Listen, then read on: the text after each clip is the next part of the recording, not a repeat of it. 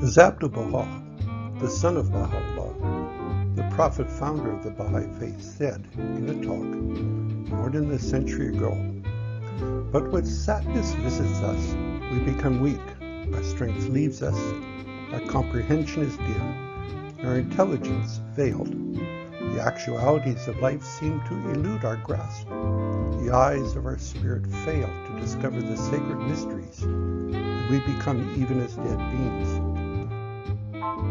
When we experience microaggressions or more extreme forms of violence, racism is traumatic, painful, and debilitating, can thwart our progress and wound our spirit, and these wounds caused by racism can affect our mental health too.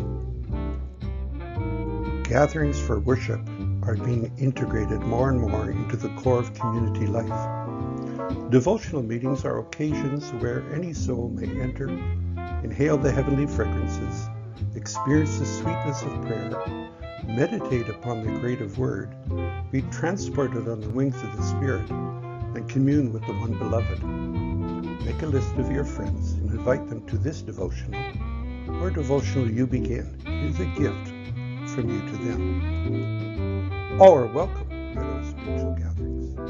Baha'is are engaged in cities and villages across the globe in establishing a pattern of life in which increasing numbers, irrespective of background, are invited to take part.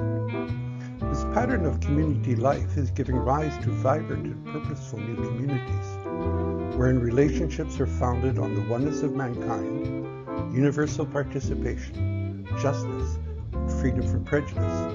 All are welcome.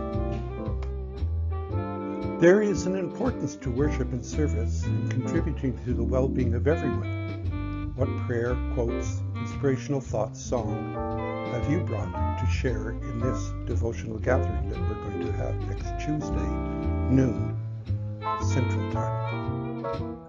Honoring all the children that did not come home. Verily with exceeding joy, with heart and soul, do these oppressed to thine offer themselves up for all mankind in every land. Thou seest them, O my Lord, weeping over the tears thy people shed, mourning the grief of thy children, condoling with humankind, suffering because of the calamities that beset all the denizens of the earth. The dialogue about missing and murdered First Nations women is important if we are to build a community we all feel we belong in. It's a hard discussion and difficult one, even traumatic to hear. Our Aboriginal sisters have had to go through this trauma. We can learn how they deal with being traumatized and can draw on their strength. It's too much to bear. You can mute everything for the duration of the next slide.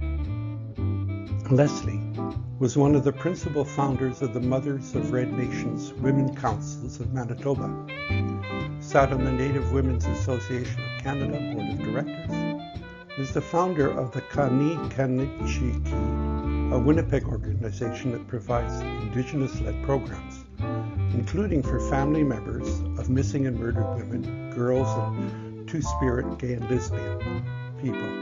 Leslie, who has been raising awareness on this issue since the early 20,000, says, one of the most extreme forms of colonial project has been about violence against Indigenous women and girls. So that includes all kinds of violence, including state violence and discrimination, which has caused so much trauma. And at its most extreme, of course, the missing and murdered women who have been murdered because they were Indigenous, or have disappeared again because they were Indigenous. Do Black Lives Matter? Most certainly, for they are the pupil of the eye of humanity. I am, O my Lord, thy handmaiden, who has hearkened to thy call, hastened unto thee, fleeing from herself and resting her heart upon thee. I implore thee, O my Lord, by thy name, out of which all the treasuries of the earth have been brought forth, to shield me from the hints of such as have disbelieved in thee and repudiated thy truth. Powerful thou to do what thou pleasest, thou verily the all-knowing, the all-wise. Feelings of fellowship and common cause are generated in these devotionals, particularly in the spiritually heightened conversations that naturally occur at such times, through which the gates of the city of human heart may be opened. The devotional you begin can be as simple as phoning a friend and sharing a prayer with them. They may be sick and need a healing prayer. May be struggling and need to share "Is there any removal of difficulties?" prayer. It is a gift from you to them. A devotional consists of two or more hearts connected.